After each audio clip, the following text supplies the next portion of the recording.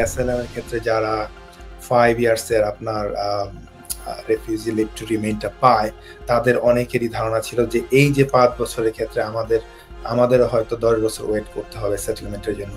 তো তাদের ক্ষেত্রে আমি জাস্ট বলতে চাচ্ছি যে এই রুলসটা মূলত যারা ওয়ার্ক রিলেটেড ভিসায় আছে তাদের জন্য প্রযোজ্য হবে, এটা আপনাদের জন্য না।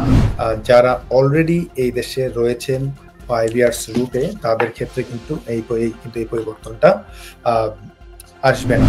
বাট ইংলিশ ল্যাঙ্গুয়েজের ক্ষেত্রে যদি পরিবর্তনটা করে, এখন সেটেলমেন্টের ক্ষেত্রে যেটা রয়েছে B1 লেভেল, এটাকে তাদের প্ল্যান হচ্ছে B2 লেভেল করার। সেটার ক্ষেত্রে কিন্তু ইংলিশ ল্যাঙ্গুয়েজ রিকোয়ারমেন্টসটা কিন্তু ভেরি ভেরি হাই হয়ে যাবে।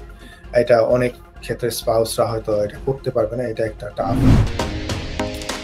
Stonebridge Legal Solutions Limited, your trusted immigration partner.